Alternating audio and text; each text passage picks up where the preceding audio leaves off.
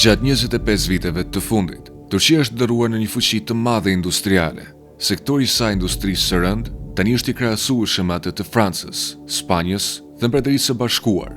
Dhe vendi është bërë një nga prodhuesit e mbrojtjes me rritjen më të shpejtë në botë.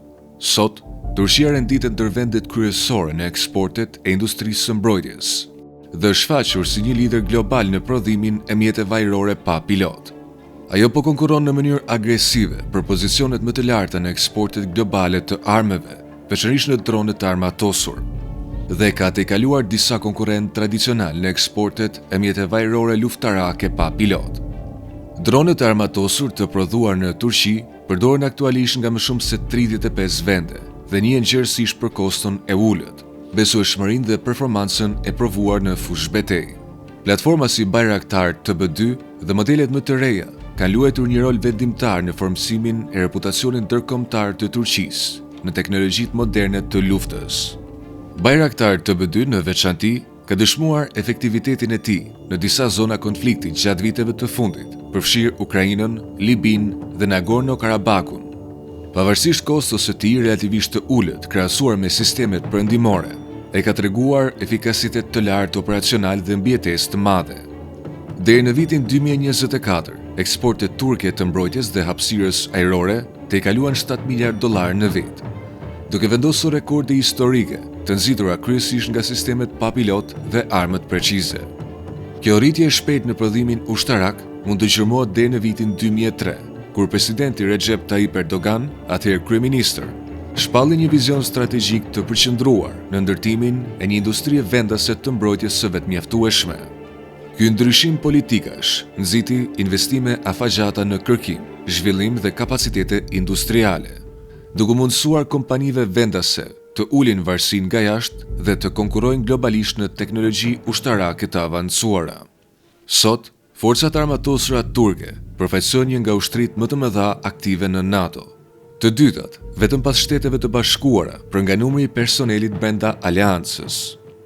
Renditja e saj ushtarake globale ndikohet nga mungesa e armëve bërthamore vendase, megjithse Turqia përfiton në mënyrë indirekte përmes kornizës shëntarjes bërthamore të NATO-s dhe infrastrukturës strategjike. Megjithatë, në terma konvencional, ushtria e saj mbetet shumë e aftë dhe dominuese në rajon. Turqia ka ndjekur një qasje shumë pragmatike dhe të orientuar nga teknologjia në zhvillimin e mbrojtjes. Vendi është përkushtuar thellësisht në projektimin, prodhimin dhe eksportimin e sistemeve të veta ushtarake, në vend që të mbështetet te furnitorët të jashtëm. Industria turke e mbrojtjes sot prodhon një gamë të gjerë pajisjesh moderne, përfshirë tanke kryesore luftarake, mjete luftarake këmbësorie, mjete të blinduara luftarake, sisteme artillerieve të sulmuese, helikopterë sulmues, sisteme raketore tok-ajër, si dhe avion të avancuar stërvitor dhe avion të lehtë luftarak. Kjo thellësi industriale i mundson vendit të operojë një forcë ushtarake të furnizuar kryesisht nga prodhimi vendas, ndërkohë që shërben edhe tregjet ndërkombëtare. Vetëm në fushën e sistemeve pa pilot, forcat armatosura turke operojnë më shumë dronë se sa të gjitha vendet europiane së bashku. Flota përfshin qindra dron Bayraktar TB2 dhe TB3, krahas platformave të tjera të avancuara vendase si Akinci dhe dron stealth të gjeneratës së ardhshme. Këto sisteme jo vetëm që përdoren brenda vendit, por eksportohen gjerësisht edhe te vende aleate dhe partnere. Për krahasim, vende si Mbretëria e Bashkuar operojnë flota relativisht të vogla dronësh dhe shpesh mbështeten në platforma më të vjetra të prodhuara jashtë vendit. Turqia, në të kundërt, vazhdon të zgjerojë dhe modernizojë inventarin e saj të dronëve, ndërkohë që eksporton njëkohësisht modele të reja, përfshirë dronë të aftë për operime detare nga aeroplan bajtëse. Pavarësisht kostos së tyre modeste për njësi, shpesh në intervalin e disa milionëve, dronët turq përfshin avion të avancuar, bashkim sensorësh, aftësi fluturimi autonom dhe municione të drejtuara me precizion. Balanca mes përballueshmërisë dhe efektivitetit i ka bërë ata veçanërisht tërheqës për vendet që kërkojnë kapacitete moderne, pa barrën financiare të sistemeve perëndimore. Në qendër të këtij transformimi qëndron Selçuk Bayraktar, një inxhinier elektrik dhe i hapësirës ajrore, puna akademike e hershme e të cilit u përqendrua në algoritmet e fluturimit autonom.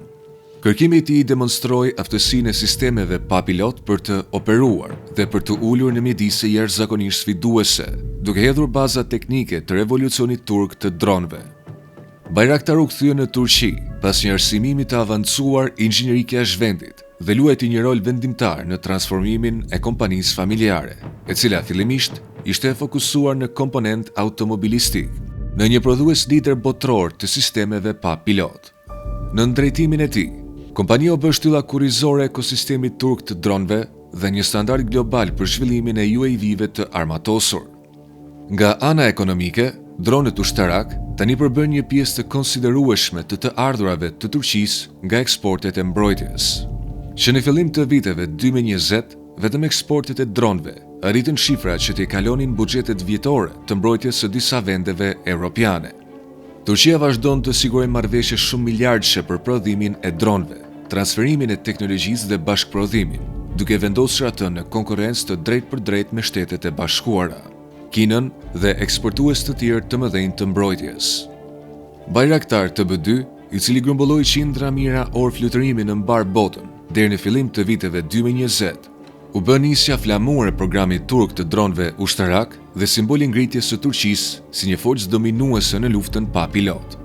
Bayraktar TB2 kreu fluturimin e tij të parë në gusht të vitit 2014. Më 18 dhjetor 2015 u publikua një video që tregonte testimin e suksesshëm të qitjes së një rakete nga Bayraktar TB2, e ndjekur më vonë nga teste me bomba të drejtuara me lazer. Versioni më i hershëm të B1 mbështete në komponent të importuar dhe të rregulluar. Përfshirë motorët Rotax 912 nga Austria dhe sisteme elektrooptike të furnizuara nga Kanadaja dhe Gjermania. Në kontrast, TB2 shënon një ndryshim vendimtar drejt prodhimit plotësisht vendas, me të gjithë komponentët kryesor të prodhuar në Turqi.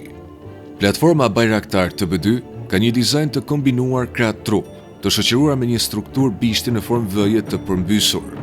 Shtytja gjenerohet nga një helik me 2 fletë, me hap të ndryshueshëm, në konfigurim shtytës, e montuar midis 2 krahëve të bishtit dhe e drejtuar nga një motor me djegje të brendshme, i vendosur brenda trupit. Struktura monokok është modulare, me komponent kryesor të çmontueshëm si krahët, bishtat dhe sipërfaqet e kontrollit. Trupi i avionit është ndërtuar kryesisht nga materiale kompozite me fibra karboni, ndërsa pjesët lidhëse janë prej aluminit të përpunuar me saktësi. Karburanti ruhet në depozita fleksibël dhe konsumi i tij balancohet përmes valvulave solenoide për të ruajtur stabilitetin gjatë fluturimit. Stacioni toksor i kontrollit të TB2 është i vendosur në njësi standarde të NATO-s dhe është i pajisur me sisteme komandimi dhe kontrolli të dyfishta dhe të ndërthura për të garantuar besueshmëri operative. Gjenerata e ardhshme e kësaj platforme është Bayraktar TB3, i zhvilluar nga Bayraktar. Pavarësisht konflikteve të vazhdueshme rajonale, TB3 përfaqëson një hap të madh teknologjik përpara, krahasuar me TB2-shin. Ai është projektuar me aftësi për ngritje dhe ulje në distanca të shkurtra dhe është zhvilluar posaçërisht për të përdorur në aeroplanbajtësin e parë të Turqisë, TCG Anadolu, e cila klasifikohet si anije amfibe sulmuese dhe i ngjan shumë aeroplanbajtëse spanjolle, Juan Carlos I. Kjo e bën TB3 versionin detar të TB2-shit. TB3 fuqizohet nga një motor i zhvilluar brenda vendit nga prodhues turq të motorëve. Ai ka një gjatësi prej 8.35 metrash, një lartësi prej 2.6 metrash, një hapje krahësh prej 14 metrash, një peshë maksimale ngritje prej 1450 kg dhe një kapacitet ngarkese prej 280 kg. Shpejtësia maksimale e tij arrin rreth 300 km/h. Sa i përket avionikës, TB3 mbështetet në sisteme të ndërkëmbyeshme, elektrooptike, infra të kuqe, me dizenjues lazer për imazhim dhe shënjestrim, si dhe opsionin për radar AESA multimodal, duke zgjuar ndjeshëm fleksibilitetin e misioneve. Bayraktar po zhvillon gjithashtu me shpejtësi platformën e saj më ambicioze pa pilot deri më sot. Dronin luftarak të njohur si Kizil Elma, i cili krijoi fluturimin e tij të parë në vitin 2022. Ky dron përfaqëson një klasë të re të sistemeve luftarake pa pilot, të dizenjuara për të operuara në hapësira ajrore të kontestuara.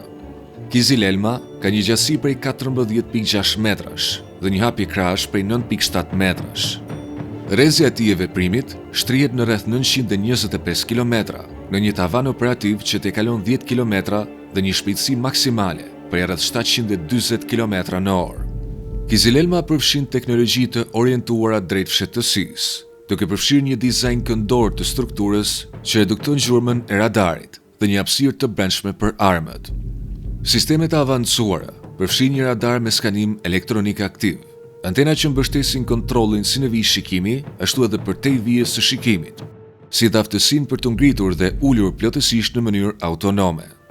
Kizilelma pritet të mbajë një gamë të gjerë armësh të prodhuara në Turqi, përfshirë municione të drejtuara me precizion, raketa ajër-ajër dhe raketa lundruese. Dronë të tjerë shumë të fuqishëm turq përfshin platformat Aksungur dhe Anka, të zhvilluara nga Turkish Aerospace Industries. Këto sisteme prodhohen kryesisht për forcat armatosura turke dhe konsiderohen të avancuara, të shpejta dhe jashtëzakonisht vdekjeprurse, duke forcuar edhe më tej kapacitetet e Turqisë në luftën pa pilot.